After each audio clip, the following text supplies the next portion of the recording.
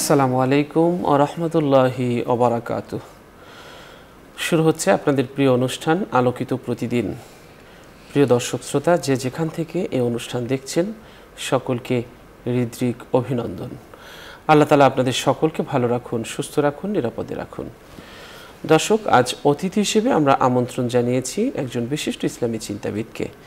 আজ আমাদের মাঝে আছেন চারবার শ্রেষ্ঠ অধ্যক্ষ যিনি নির্বাচিত হয়েছেন শিক্ষা মন্ত্রণালয় কর্তৃক জাতীয় শিক্ষা সপ্তাহে। তিনি আজ আমাদের মাঝে আছেন মোহাম্মদাবাদ ইসলামিয়া আলিম মাদ্রাসার সম্মানিত অধ্যক্ষ ডক্টর মোহাম্মদ সাইফুল ইসলাম রফিক। আসসালামু আলাইকুম ওয়া রাহমাতুল্লাহি ওয়া বারাকাতুহু। ওয়ালাইকুম আসসালাম ওয়া রাহমাতুল্লাহি ওয়া বারাকাতুহু। মোহতারাম, কেমন আছেন আপনি? আলহামদুলিল্লাহ, আপনি কেমন আছেন? আলহামদুলিল্লাহ, ভালো আছি। দর্শক, আজ আমরা যে বিষয়টি নিয়ে কথা বলবো সেটি হচ্ছে রোগ ব্যাধি আল্লাহর পরীক্ষা। এই বিষয়টি নিয়ে আসলে জীবন মানেই হচ্ছে পরীক্ষা। জীবনের পরতে পরতে মানুষকে দুঃখ দুর্দশার সম্মুখীন হতে হয়। আর আল্লাহ তাআলা বলেছেন যে তিনি আমাদেরকে পরীক্ষা করবেন নানানভাবে। ওয়ালানাবলুওয়ান্নাকুম বিশাইইম মিনাল খাউফি ওয়াল জুই ওয়া নাকসিম মিনাল আমওয়ালি ওয়াল আনফুসি ওয়াস সামারাত ওয়া বাশশিরিস সাবিরিন। আল্লাহ তাআলা এখানে আমাদেরকে বিভিন্নভাবে রোগ ব্যাধি, ফসলের স্বল্পতা, ক্ষুধা, দারিদ্রতা, ভয়, এগুলো দিয়ে আল্লাহ তাআলা পরীক্ষা করেন। তো আমরা এই পরীক্ষার সময় আমরা কখনো বিচলিত হব না। মুমিন রোগীর জন্য গুরুত্বপূর্ণ কর্তব্য হলো রোগের ব্যাপারে সঠিক আকীদা পোষণ করা, রোগের ব্যাপারে কাউকে দোষারোপ না করা, নিজ মনে সবসময় এই বিশ্বাস রাখতে হবে যে রোগ দেওয়ার মালিক একমাত্র আল্লাহ তাআলা এবং সুস্থতা দান করার মালিকও একমাত্র আল্লাহ তাআলা। তো আমরা এই আল্লাহর হুকুম ছাড়া যে কোনো রোগ আসে না এবং ঔষধ এবং ডাক্তার রোগীকে যে সুস্থ করে তোলার ক্ষমতা রাখে না, কোনো ব্যক্তি বা বস্তু কাউকে রোগাক্রান্ত করতে পারে না, সুস্থ করতে পারে না, এইটা গভীরভাবে আমাদের ইমানে এই বীজ বপন করতে হবে। কোরআনুল কারিমে আল্লাহ রাব্বুল আলামিন বলেছেন, তুমি বলো আল্লাহ আমাদের ভাগ্যে যা লিখে রেখেছেন তাছাড়া কিছুই আমাদের কাছে পৌঁছাবে না। তিনি আমাদের অভিভাবক। আর আল্লাহর উপর মুমিনদের ভরসা করা উচিত। মুমিনদেরকে আল্লাহর উপরেই কেবলমাত্র ভরসা করতে হবে। তিনি আমাদেরকে রোগ দেন, আবার তিনি আমাদেরকে সুস্থতা দান করেন। সূরা হাদীদের 22 থেকে 23 নং আয়াতে আল্লাহ তাআলা চমৎকারভাবে বলেছেন এই রোগ ব্যাধি সম্পর্কে, যে পৃথিবীতে বা তোমাদের জীবনে এমন কোনো বিপদ আসে না যা সৃষ্টির আগে আমি কিতাবে লিপিবদ্ধ করিনি। নিশ্চয়ই এটা আল্লাহর জন্য সহজ, যাতে তোমরা যা হারাও তাতে হতাশাগ্রস্ত না হও এবং যা তিনি তোমাদের দেন তাতে আনন্দে আত্মহারা না হও। বস্তুত আল্লাহ কোনো অধ্যত্ত এবং অহংকারীকে ভালোবাসেন না। তো আমরা সবাই রোগ যখনই হবে, আমাদের রোগে আমাদেরকে কাতর করবে, তখন যেন আমরা ভেঙে না পড়ি। আমরা দেখা যায় যখন অসুস্থ হই, বিছানায় থাকি, তখন অনেক খারাপ কাজের মধ্যে আমাদের সম্পৃক্ত থাকার সুযোগটা থাকে না। আল্লাহ তাআলা ওই খারাপ কাজ থেকে আমাকে কিন্তু সেফে রাখে। যতক্ষণ আমরা রোগে থাকি তখন কিন্তু আমরা আল্লাহর স্মরণে, আল্লাহর জিকিরে, আল্লাহর প্রশংসায় এবং আল্লাহর কাছে সাহায্য কামনায় আমাদের সময়টা কেটে যায়। এবং যখন আমরা অসুস্থ থাকি তখন কিন্তু ইবাদত বন্দেগী অনেক বেশি করি। অর্থাৎ আমাদেরকে মনে হয় যেন লসের চেয়ে লাভটাই বেশি হচ্ছে। এবং যখন একা থাকি তখন কিন্তু আমাদের মধ্যে এই বোধটা উদয় হয় যে এই পৃথিবী একদিন আমাকে বিদায় জানাবে, পৃথিবী একদিন আমাকে অবসরে পাঠাবে। তখন আসলে আমাকে এভাবেই একাকী থাকতে হবে। এবং মনের যে শক্তিটা সেটি কিন্তু বেড়ে যায়। মনের শক্তির গুণে যে ভিতরে একটি আলাদা পরিবর্তন আসে। কোনো অসুস্থতা মানুষের জীবনকে বদলে দিয়ে যায়। কোনো অসুস্থতা মানুষের জীবনকে চিনতে শেখায়।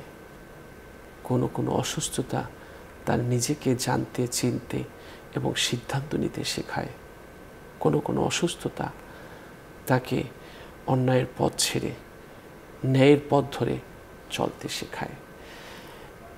এই যে অসুস্থতা এটাও অনেক সময় নেয়ামত হয়ে আমাদের জীবনে আসে।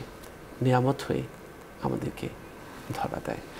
আজকের আমরা এই মোহতারামের কাছ থেকে এই বিষয়টি নিয়ে আলোচনা শুনবো যে অসুস্থতা আসলে এটা কিভাবে আল্লাহর পরীক্ষা এবং এই অসুস্থতার সময় আমরা কি করব, এর নানান দিক নিয়ে আমরা আলোচনা শুনবো অতিথির কাছ থেকে। জি মোহতারাম। জি আলহামদুলিল্লাহ ওয়াহদা ওয়াসসালাতু ওয়াসসালামু আলা মান লা নাবিয়্যা বা'দা। আপনি চমৎকার একটি বিষয়কে নির্ধারণ করেছেন আজকের আলোচনার জন্য এবং আপনি মুখবদ্ধ হিসাবে চমৎকার করে বর্ণনা করেছেন। আসলে বিপদ আপদ, আমাদের সুস্থতা অসুস্থতা, ভালো এবং মন্দ সব তো আল্লাহর পক্ষ থেকে আসে এবং এটি হলো পার্ট অফ ইমানের একটি অংশ। এটা আমাদেরকে বিশ্বাস করতেই হবে। আপনি যেভাবে বলেছেন, আল্লাহ তাআলা সূরা বাকারাতে চমৎকার করে বলেছেন, ওয়ালা নাবলুওয়ান্নাকুম বিশাইয়্যিম মিনাল খাউফ ওয়াল জু ওয়া নাকসিম মিনাল আমওয়াল ওয়াল আনফুসি ওয়াস সামারাত ওয়াবাশশিরিস সাবিরিন। আমি অবশ্যই আমার বান্দাদেরকে পরীক্ষা করব ক্ষুধা, দারিদ্রতা, ভয় এগুলো দিয়ে। এরপর আল্লাহ তাআলা বলছেন, আল্লাযীনা ইযা আসাবাতুহুম মুসিবা, যখন তাদের প্রতি কোনো বিপদ আপদ নিপতিত হয়, কোনো রোগ ব্যাধি তাদের প্রতি আসে, দুঃখ কষ্ট আসে, তখন তারা বলবে ক্বালু ইন্না লিল্লাহি ওয়া ইন্না ইলাইহি রাজিউন, যে আমরা আল্লাহর জন্য এবং আল্লাহর দিকে আমাদেরকে ফিরে যেতে হবে। আসলে আপনি ভূমিকাতে এত চমৎকার করে বলেছেন যে অনেক রোগ ব্যাধি মানুষকে কল্যাণের দিকে নিয়ে আসে, ভালোর দিকে নিয়ে আসে এবং জাহান্নাম থেকে জান্নাতে যাওয়ার একটা মাধ্যমে হয়ে থাকে তার এই অসুস্থতা। আপনি জানেন যে গত 2018 সালে সারা বিশ্বকে নাড়া দিয়েছিল আলী বানাত, একজন ফিলিস্তিনি বংশোদ্ভূত, যিনি অস্ট্রেলিয়ার সিডনিতে বড় হয়েছিলেন, ব্যবসা করে বিলিয়ন ট্রিলিয়ন সম্পদের মালিক হয়েছিলেন, একটি বেসরকারি বিদ্যুৎ কেন্দ্রের তিনি মালিক হয়েছিলেন। হঠাৎ একদিন চা খেতে গিয়ে তার মুখে একটি ফোসকা ফুটে যায়। ডক্টরের কাছে শরণাপন্ন হলো। ডক্টর তাকে পরীক্ষা নিরীক্ষা করতে বললেন। রিপোর্ট আসলো যে তার ক্যান্সারের 4th স্টেজ, একেবারে চূড়ান্ত পর্যায়ে চলে আসছে। এই আলী বানাত একজন তরুণ যুবক ছিল। আমরা শুনেছি যে তার কথা, যে ইউটিউবে এখনো সার্চ করলে পাওয়া যাবে যে তার একটি চশমা, তার একটি ঘড়ি, তার একটি ব্রেসলাইট, যেটা বাংলাদেশি টাকার 50 লক্ষ টাকার উপরে। তখন চিন্তা করলেন যে না, আমার এই রোগ যেহেতু আল্লাহ দিয়েছেন, আমি আমার সমস্ত সম্পদ আমি আফ্রিকার সেই গরিবদের, অসহায়দের মাঝে বিতরণ করে দেব।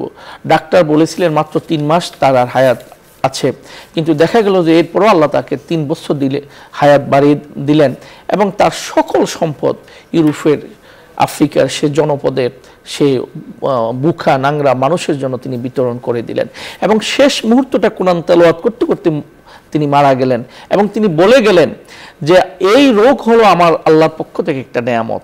যদি আজকে ক্যান্সার ধরা না পড়তো তাহলে হয়তো আমার জীবনের এই চিন্তা করার মতো সুযোগ আমার আসতো না। তো আপনি যেটা বলেছেন যে আসলে অনেকের রোগ মানুষকে ভালোর দিকে নিয়ে যাওয়ার একটি মাধ্যম, অন্যতম একটি মাধ্যম। এরপরে আমরা যদি লক্ষ্য করি, আল্লাহ রাসূল সাল্লাল্লাহু আলাইহি ওয়াসাল্লাম বলেছেন, আবু হুরায়রা থেকে হাদিস, যে রোগ বালা মুসিবত মানুষকে জাহান্নামের আগুন থেকে মুক্ত করে। একবার রাসূল আকরাম সাল্লাল্লাহু আলাইহি ওয়াসাল্লামের কাছে এক ব্যক্তি আসলেন, বেদুইন আসলেন। রাসূল আকরাম সাল্লাল্লাহু আলাইহি ওয়াসাল্লাম তাকে বললেন যে তোমার কি জ্বর হয়? সে বলল জ্বর আবার কিসে? তখন রাসূল আকরাম সাল্লাল্লাহু আলাইহি ওয়াসাল্লাম বললেন গোশতের উপরে এবং চামড়ার নিচে শরীরের যে উত্তাপ সেটি। না, আমার তো কখনো হয় না। এরপর আল্লাহ রাসূল সাল্লাল্লাহু আলাইহি ওয়াসাল্লাম বললেন তোমার কি মাথা ব্যথা হয়? সে বলল মাথা আবার ব্যথা কিভাবে? তখন আল্লাহ রাসূল বললেন মানুষের মাথার ভিতরে বায়ু নিষ্কাশন হয়ে যেটা তার মধ্যে মাথা ব্যথা করে। না, আমার তো এটা কখনো হয়নি। লোকটি যখন চলে গেলেন, বুখারীর হাদিস, আল্লাহ রাসূল সাল্লাল্লাহু আলাইহি ওয়াসাল্লাম বললেন যদি কোনো লোক জাহান্নামীকে দেখতে চাও তাহলে এই লোকটিকে দেখো, কারণ যে কোনোদিনও রোগ হয়নি। আল্লাহ অনেক জাহান্নামীকে জীবনের, তাকে দুনিয়াতে কোনো রোগ বালা মুসিবত তাকে দেনই না, মানে তাকে এটা থেকে মুক্ত করেন। আয়েশা রাদিয়াল্লাহু আনহা একবার অসুস্থ হয়ে গেলেন, জ্বর হলো। আল্লাহ রাসূল তার মাথায় হাত দিয়ে দেখলেন তার মাথায় পট্টি বাঁধা। তখন আল্লাহ রাসূল বললেন যে তোমার এই গায়ের উত্তাপ, জাহান্নামের আগুন তোমার এটার জন্য নিরাময় হবে। তোমার এই আগুন জাহান্নামের আগুনকে মিটিয়ে দিবে। তো কাজেই রোগ বালা মুসিবত এটা আল্লাহর পক্ষ থেকে মানুষের প্রতি নিবেদিত হয়, এবং আল্লাহ রাব্বুল আলামিন তখন চায় যে বান্দায় এই রোগ পেয়ে আল্লাহর দিকে ফিরে যায় কিনা। আসলে সত্যি বড় কথা হলো, রোগ বালা মুসিবতের সময় আল্লাহর প্রতি ধৈর্য ধারণ করতে হবে। আমরা আমাদের সমাজে দেখেছি যে অনেক হতাশ হয়ে যায় এবং আল্লাহর প্রতি দোষারোপ করার সৃষ্টি করে। বলা হয় যে ভাই আমি তো ভালো না, আমি অসুস্থ, এটা আমার ভাগ্য খারাপ, হ্যাঁ আমার এই অবস্থা। কিন্তু না, সে সর্বাবস্থা বলা দরকার আলহামদুলিল্লাহ। অনেকে বলে আল্লাহ আমাকে শাস্তি দিচ্ছেন, আল্লাহ আমাকে, অর্থাৎ আমি খারাপ কাজ করেছি দেখে আল্লাহ আমাকে অসন্তুষ্ট হয়েছেন। আবার অনেক মানুষও বলে যে এই লোকটা হয়তো কিছু খারাপ করেছে, যার কারণে তার আজকে শাস্তি, বড় ধরনের রোগ হচ্ছে তার, এই ধরনের আমরা ভুলে যাই সে আমাদের অতীত কথা, যে আল্লাহ রাব্বুল আলামিন অসংখ্য নবীদেরকে এই কষ্ট দিয়ে, দুঃখ কষ্টে দুনিয়া থেকে বিদায় করেছেন। এর মধ্যে হযরত আইয়ুব আলাইহিস সালামের ঘটনা আমাদের কাছে জ্বলন্ত, যেটা কোরআনে আল্লাহ রাব্বুল আলামিন উল্লেখ করেছেন, যে আইয়ুব আলাইহিস সালামকে আল্লাহ তাআলা পরীক্ষা করেছিলেন এবং দীর্ঘদিন পর্যন্ত তার যে কষ্টের মধ্যে রেখেছে। আল্লাহ রাব্বুল আলামিন তাকে তার পায়ের আঘাতের মাধ্যমে যে ঝর্ণা, সে ঝর্ণা থেকে যে পানি দিয়ে আল্লাহ তাআলা তাকে গোসল করিয়ে তাকে পবিত্র করে দিলেন, এবং সেই ইতিহাস আমাদের কাছে জানা। তো কাজেই নবীদেরও তো এই ধরনের কঠিন রোগ হয়েছে। অতএব কারো রোগের জন্য কাউকে দায়ী করা যাবে না। রোগ বালা মুসিবত এটা আল্লাহর পক্ষ থেকে আসে। জি জি, চমৎকার বলছিলেন। দর্শকদের কাছ থেকে আলোচনা শুনছিলাম। আসলে শয়তান সবসময় যদি শব্দটা লাগিয়ে রাখে। সে যদি শব্দের মাধ্যমে আমাদেরকে কুমন্ত্রণা দেওয়ার চেষ্টা করে, প্রতারণার ফাঁদ পেতে সেই ফাঁদে আমাদেরকে ফেলতে চায়। যেমন কোনো রোগী বলতে পারে, আমি যদি এটা না করতাম তাহলে আমার এই রোগটা হতো না, কিংবা আমি যদি সেটা করতাম তাহলে আমি সুস্থ হতে পারতাম।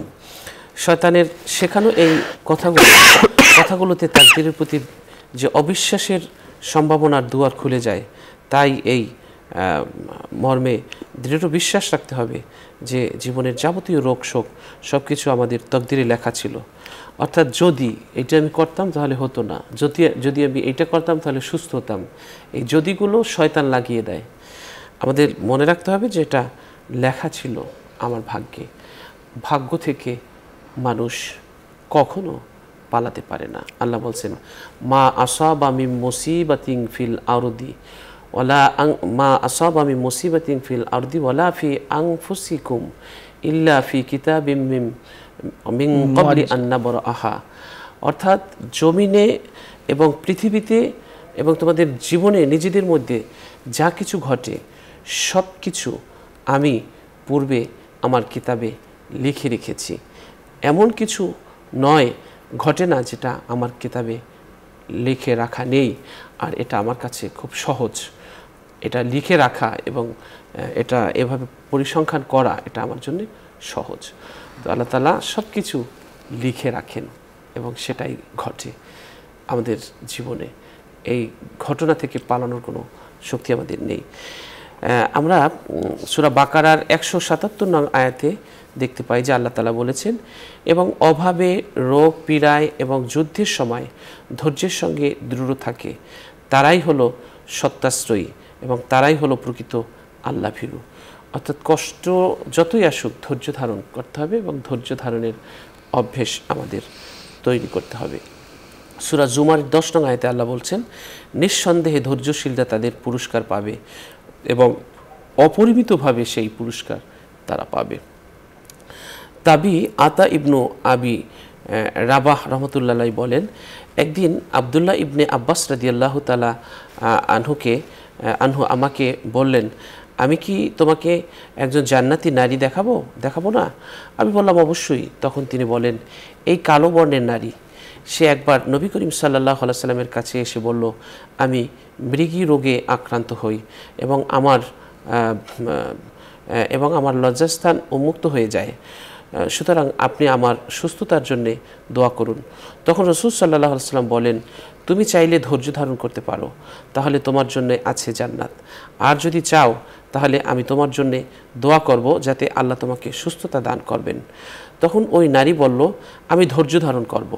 সে বলল, কিন্তু ওই অবস্থায় আমার লজ্জাস্থান খুলে যায়, কাজেই আল্লাহর কাছে দোয়া করুন যেন আমার লজ্জাস্থান খুলে না যায়।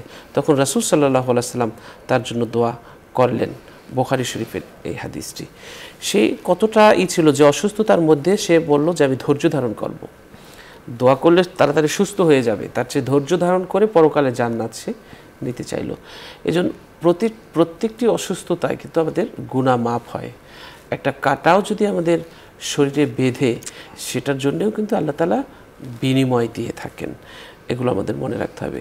জাবির ইবনে আব্দুল্লাহ রাদিয়াল্লাহু তাআলা আনহু বলেন, একদিন রাসূল সাল্লাল্লাহু আলাইহি ওয়াসাল্লাম উম্মু সাইব বা উম্মুল মুসাইয়িব রাদিয়াল্লাহু তাআলা আনহাকে দেখতে গিয়ে বললেন, হে উম্মু সাইব বা উম্মুল মুসাইব, তোমার কি হয়েছে? থরথর করে কাঁপছো কেন? সে বলল, জ্বর হয়েছে, আল্লাহ যেন তাতে বরকত না দেন। একথা শুনে রাসূল সাল্লাল্লাহু আলাইহি ওয়াসাল্লাম বললেন, জ্বরকে গালি দিও না, কেননা জ্বর আদম সন্তানের পাপ রাশি এমনভাবে মোচন করে দেয়, হাপড় যেমন লোহার মরিচা দূর করে দেয়। এই হাদিসটি এসেছে মুসলিম শরীফের 6464 নং হাদিস এটি। তো আমাদের এই জন্য কোনো রোগকে গালি দেওয়া, অভিশাপ দেওয়া এটা করা যাবে না। এটার মধ্যে থেকে আল্লাহ তাআলা আমাদের বিনিময় দিচ্ছেন, এটা আমাদের ভাবতে হবে। সূরা ইউসুফের ৮৬ নং আয়াতে আল্লাহ তাআলা বলেন, মুমিনদের কর্তব্য হলো রোগকে গালমন্দ না করা, গালমন্দ না করে তা আল্লাহর কাছে সুপর্দ করা। যেমন নবী ইয়াকুব আলাইহিস সালাম বলেছিলেন, ওয়া আইয়ুবা ইয নাদা রাব্বাহু আন্নী মাসানিয়াদ দুররু ওয়া আনতা আরহামুর রাহিমিন। হে আল্লাহ, আমি তো দুঃখ কষ্টে পড়ে আছি, আপনি তো দয়াশীলদের সর্বশ্রেষ্ঠ দয়ালু, আপনি চাইলে আমার দিকে একটু মুখ ফেরাতে পারেন। আল্লাহ তাআলা তখন বলেন, ফাস্তাজাবানা লাহু ফাকাশাফনা মা বিহি মিন দুররি ওয়া আতাইনা। এরপর আমি আমার আইয়ুবের ডাকে সাড়া দিলাম, যা কেড়ে নিয়েছিলাম তার কাছ থেকে তার দ্বিগুণেরও বেশি তাকে ফেরত দিলাম। তো আমরা অসুস্থতার সময় আল্লাহর কাছে সাহায্য চাবো এবং আল্লাহর কাছে সুস্থতা কামনা করব, কিন্তু রোগকে গালি দেব না, অধৈর্য হব না, অভিযোগ করব না, এবং যত কষ্টই হোক না কেন আমরা এই রোগের জন্য কোনো ব্যক্তিকে, কোনো বস্তুকে দায়ী করব না। মনে করব এটা আমার নেয়ামত, আমার ভাগ্যে আল্লাহ তাআলা লিখে রেখেছিলেন। চলুন অতিথির কাছ থেকে আরও শুনছি। জি মুহতারাম। জি, আপনি চমৎকার বলেছিলেন। আসলে কিছু কিছু রোগ আল্লাহ রাব্বুল আলামিনের পক্ষ থেকে আসে, যেগুলোর ব্যাপারে বলা হলো যে সেগুলো শহীদি মৃত্যুর মতো, সে সমস্ত রোগে যারা মৃত্যুবরণ করে। যে এই হাদিসটিও রাসূল আকরাম সাল্লাল্লাহু আলাইহি ওয়াসাল্লাম বর্ণনা করেছেন যে আল্লাহর রাস্তা নিহিত ব্যক্তি ছাড়াও আরও ৭ জন শহীদ আছে, ৭টা শ্রেণীর শহীদ আছে যে তারা এই মর্যাদা উপনীত হয়। আমরা তো শহীদের ব্যাপারে জানি, আল্লাহ তাআলা সূরা বাকারাতে বলেছেন, ওয়ালা তাকুলু লিমান ইউকতালু ফি সাবিলিল্লাহি আমওয়াত বাল আহইয়া, তারা জীবিত। আমরা সেটা অনুধাবন করতে পারছি না। এই ৭ শ্রেণীর মধ্যে হলো যারা পানিতে ডুবে মৃত্যুবরণ করে। আমরা দেখছি আমাদের অনেক শিশুরা বা অনেক মানুষ লঞ্চ ডুবিতে বিভিন্ন সময় মৃত্যুবরণ করে, এটাকে শহীদি মৃত্যু হিসাবে মানে গণ্য করা হয়েছে। এবং আমরা দেখি যে জাতুল জাম্প বলা হয় পেটের পীড়ায়। একসময় ডায়রিয়া হতো, গ্রাম চেয়ে গ্রাম ডায়রিয়াতে মানুষ মৃত্যুবরণ করত। এটিও একটি শহীদি মৃত্যুর সাথে আল্লাহ রাসূল তুলনা করেছেন।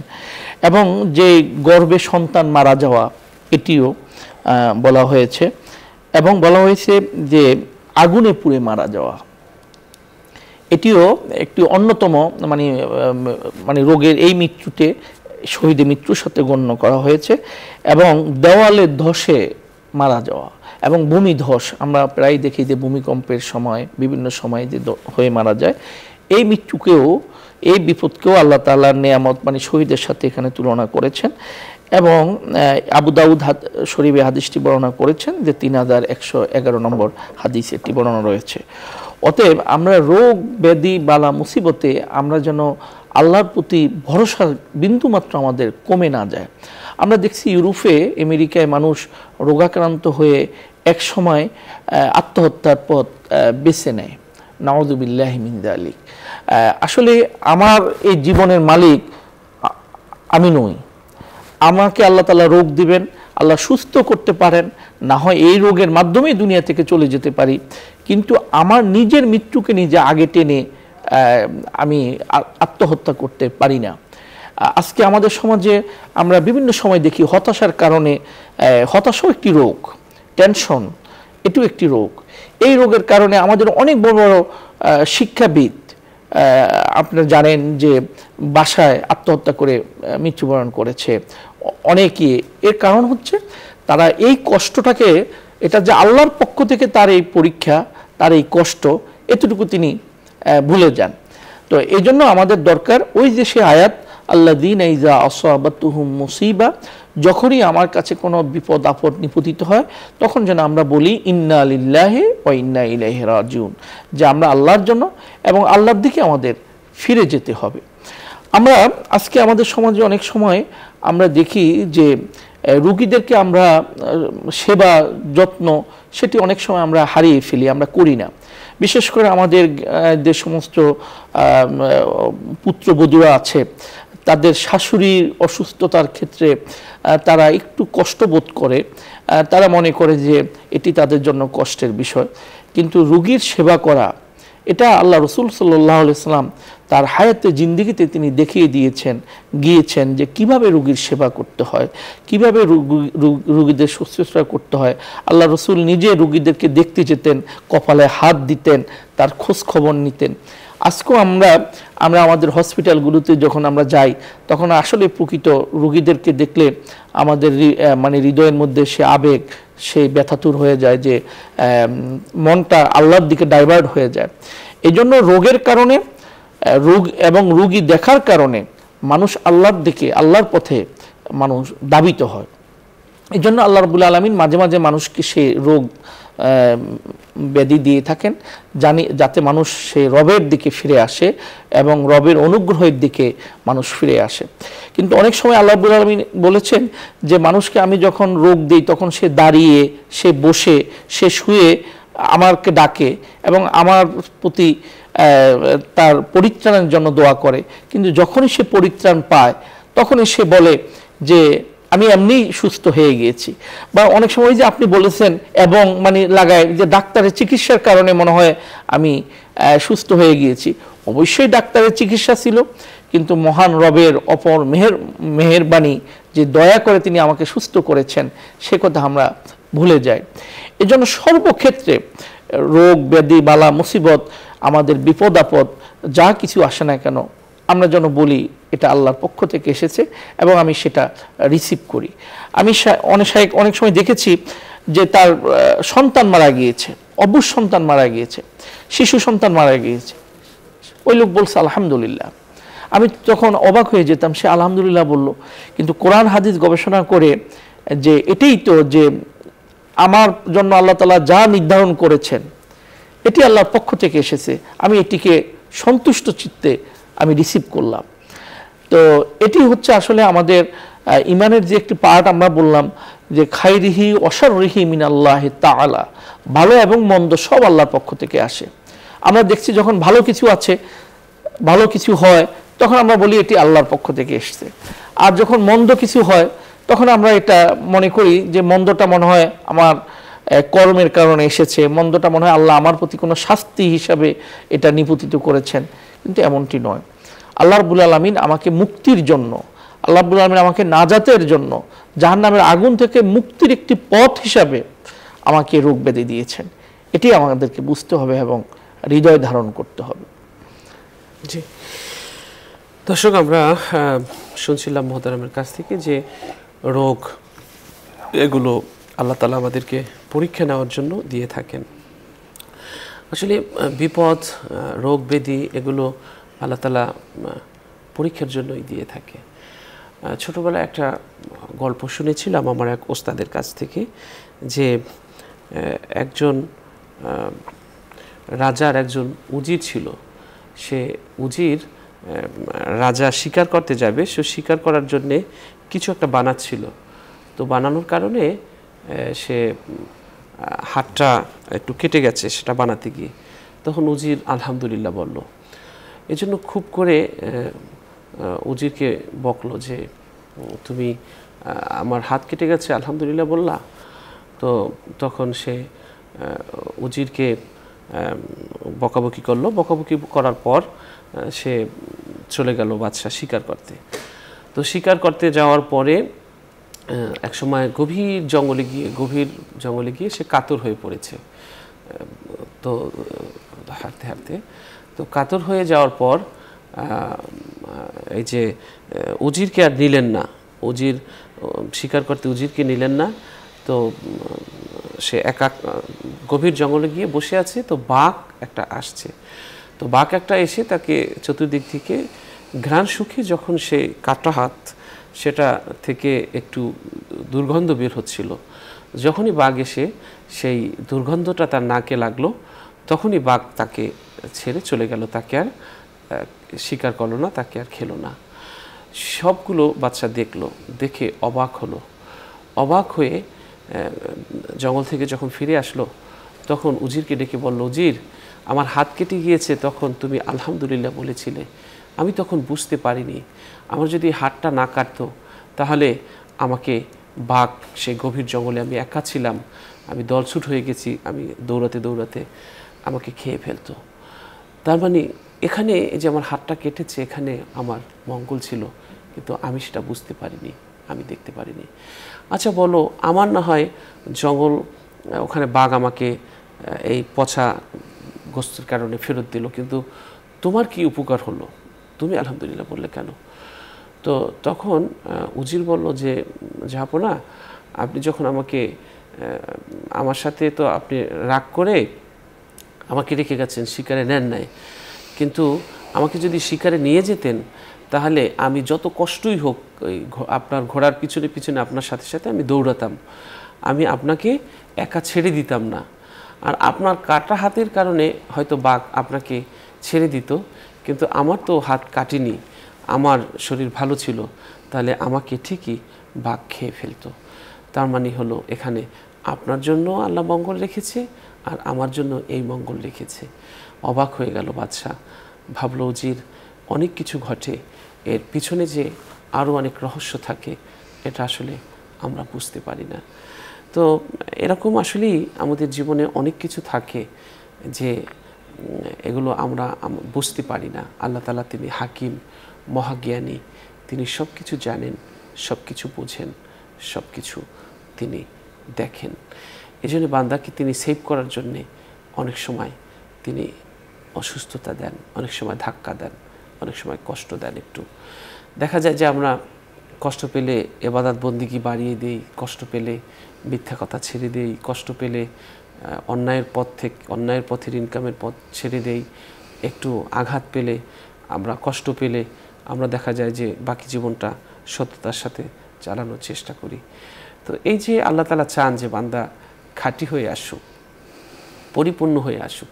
আল্লাহ তাআলা ইহকাল এবং পরকাল উভয় জগতে আমাদেরকে আরামদায়ক জীবন দিতে চান। উভয় জগতেই আল্লাহ তাআলা আমাদেরকে সফল দেখতে চান। সেজন্য আল্লাহ তাআলা আমাদেরকে পরীক্ষা নেন, অসুস্থতা দেন।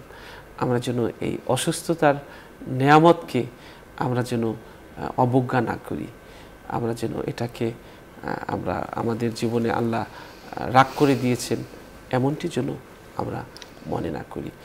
আইয়ুব আলাইহিস সালাম অসুস্থ হওয়ার পর সব যখন আল্লাহ তাআলা নিয়ে গেল, তখন ইবলিস এসে বলল যে আইয়ুব, আপনার সব কিছু তো আল্লাহ নিয়ে গেছেন, এখন আপনার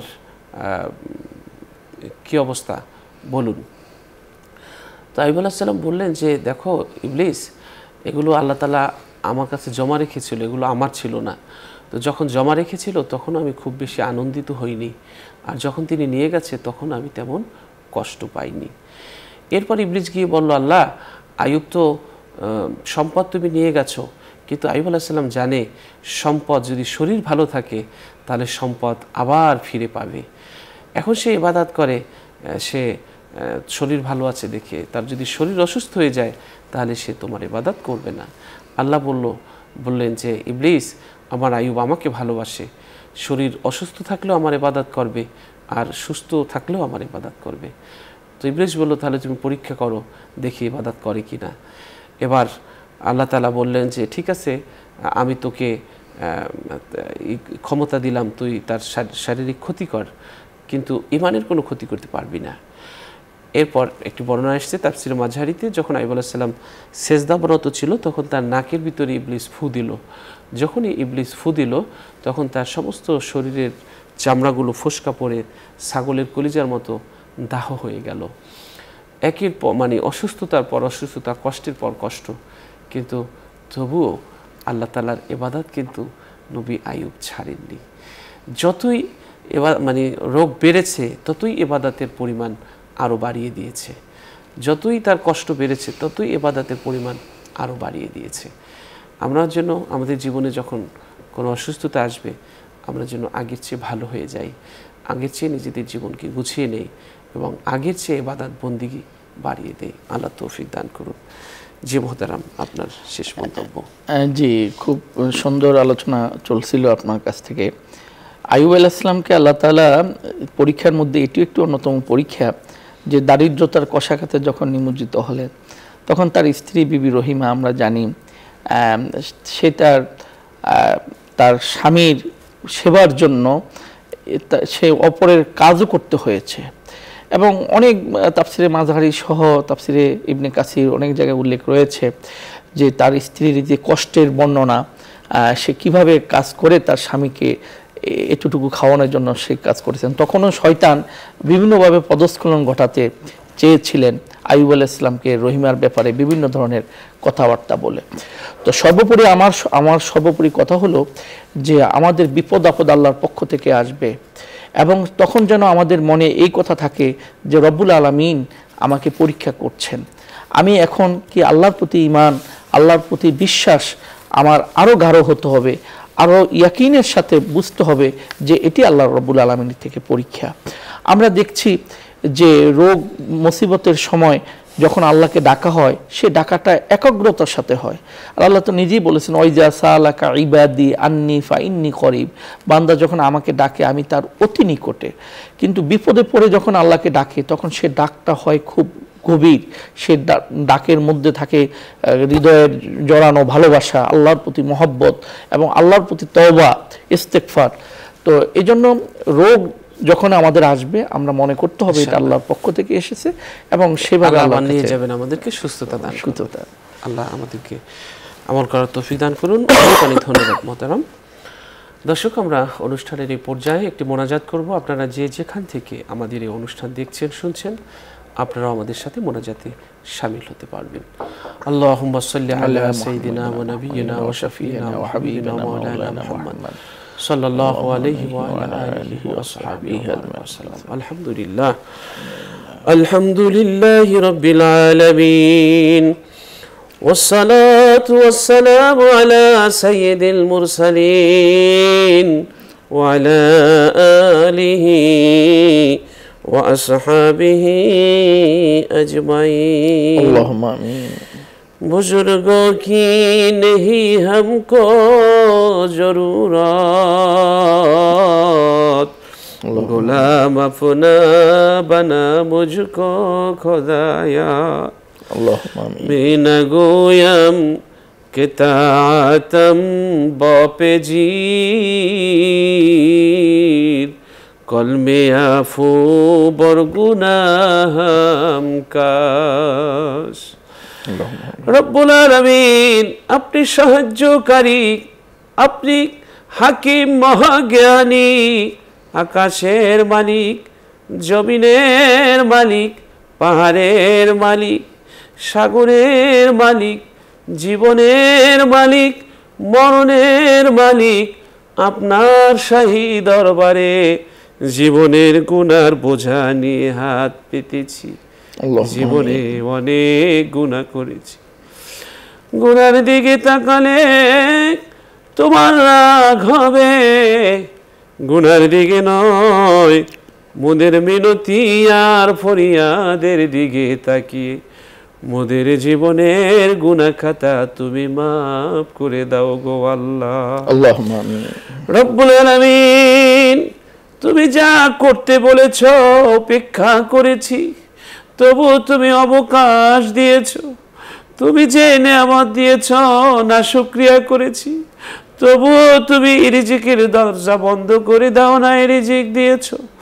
রব্বুল আলামিন, তোমার শুকরিয়া আদায় করতে পারিনি, তবু তোমার কাছে মিনতি, তুমি আমাদেরকে পাকড়াও করলে কার কাছে যাব? তুমি আমাদের জিন্দেগীর গুনাহ মাফ করে দাও, আর কিয়ামতের দিনও গুনাহগুলো তুমি গোপন করে রেখে দিও গো আল্লাহ। রব্বুল আলামিন, গুনার স্তূপ আর গুনার সাগরে পড়ে আছি গো আল্লাহ। একটা মানুষ যখন সাগরে পড়ে যায়, একটা কচুরি পানা খড়কুটা হলেও ধরে বাঁচতে চায়, তেমনি আমরা গুনার সাগরে পড়ে আছি। তোমার রহমতের আশায় তোমার দিকে তাকিয়ে আছি, তুমি একটু আমাদের দিকে তাকাও। তোমার দরজায় আমরা অপেক্ষা করছি, তুমি আমাদের দিকে একটু তাকাও, তুমি আমাদেরকে গ্রহণ করে নাও, তুমি আমাদের তওবা কবুল করে নাও। আমিন। অভাবী, গুনাহকারী, সিয়াকারী, খাতাকারী, পাপী আমাদেরকে তুমি আল্লাহ চালাইয়া নাও। আল্লাহুম্মা আমিন। এক বস্তা ধানের মধ্যে অনেক চিটাও যেমনি বিক্রি হয়ে যায়, কত মানুষ এ মুহূর্তে তামাম পৃথিবীতে হাত পেতে আছে। এদের মধ্যে যার হাত পছন্দ হয়, তার উসিলায় তুমি মোদেরকেও মাফ করে দাও গো আল্লাহ। আল্লাহুম্মা আমিন। রব্বুল আলামিন, গুনার সাগরে আমরা ভাসছি আল্লাহ। গুনার পাহাড় ঠেলে তোমার কাছে যাওয়ার তৌফিক দান করো গো আল্লাহ। আল্লাহুম্মা আমিন। আল্লাহ, তুমি আমাদের জিন্দেগীর গুনাহ মাফ করে দাও। আল্লাহুম্মা আমিন। রব্বুল আলামিন, সন্তানদেরকে আল্লাহ আমাদের যা দিয়েছেন, এই সন্তানদের আপনি মেধা শক্তি দান করুন। মা বাবার আনুগত্যশীল বানায়া দিন। নিঃসন্তানীদেরকে সন্তান দান করুন। স্বামী স্ত্রীর মধ্যে মহব্বত বাড়িয়ে দিন। সন্তান পিতা মাতার মধ্যে মহব্বত বাড়িয়ে দিন। নেতা কর্মীর মধ্যে মহব্বত ভালোবাসা বাড়িয়ে দিন। রাজা প্রজার মধ্যে মহব্বত ভালোবাসা শ্রদ্ধাবোধ বাড়িয়ে দিন। রব্বুল আলামিন, আপনার কাছে ফরিয়াদ করছি, আমাদের মোনাজাত আপনি কবুল আর মঞ্জুর করে নিন। রব্বুল আলামিন, গুনার বোঝা হালকা করতে চাই, গুনার বোঝা নিয়ে আর চলতে পারি না। গুনার বোঝা মাথায় নিয়া ঘুরিতেছি, মাফ করিয়া দাও গো মাওলা ইলাহি। রব্বুল আলামিন, সব দরজা ছেড়ে তোমার দরজার ফকির হয়েছি, তুমি জিন্দেগীর গুনাহ মাফ করে দাও গো আল্লাহ। আল্লাহ, এই অনুষ্ঠানের পৃষ্ঠপোষক বসুন্ধরা গ্রুপের চেয়ারম্যান এমডি সহ ভাইস চেয়ারম্যান, পরিচালক সবার প্রতি তোমার রহমত নাজিল করো আল্লাহ। বসুন্ধরা গ্রুপের সব প্রতিষ্ঠানগুলোকে কবুল করো আল্লাহ তাআলা। তোমার কাছে ফরিয়াদ, তুমি আমাদের দেশের উপরে রহমত বরকত নাজিল করো। সব অসুস্থদের সুস্থ করে দাও, সব ব্যবসায়ীদের ব্যবসার মধ্যে বরকত দাও, সবার বিপদ আপদ দূর করে দাও। যারা মিথ্যা মামলা মোকদ্দমায় আছে, মিথ্যা মামলা মোকদ্দমা থেকে নিষ্কৃতি দান করো। যারা যে ধরনের অভাবের মধ্যে আছে, অভাব তুমি দূর করে দাও। রব্বুল আলামিন, তুমি আমাদের সঠিক পথে চলার শক্তি দাও, আমাদের আমলনামা নেক দিয়া পরিপূর্ণ করে দাও আল্লাহ। মানুষের চোখে তুমি আমাদেরকে বড় করে দাও, আর নিজেদের চোখে আমাদেরকে তুমি ছোট করে দাও। রব্বুল আলামিন, আমাদেরকে উপকারী জ্ঞান দান করো আল্লাহ। যা কিছু জ্ঞান দান করেছো, ভালো কাজে খরচ করার তৌফিক দান করো রব্বুল আলামিন। জাহান্নাম থেকে স্থায়ীভাবে আমাদেরকে মুক্তির ব্যবস্থা করো, জান্নাতে স্থায়ীভাবে থাকার বন্দোবস্ত করে দাও তুমি আল্লাহ। আমাদেরকে মাফ করে দাও। সুবহান রাব্বিকা রাব্বিল ইজ্জাতি আম্মা ইয়াসিফুন ওয়া সালামুন আলাল মুরসালিন ওয়ালহামদুলিল্লাহি রাব্বিল আলামিন। দর্শক, আমরা আজ এখানেই শেষ করছি। আসসালামু আলাইকুম ওয়া রাহমাতুল্লাহি ওয়া বারাকাতুহু।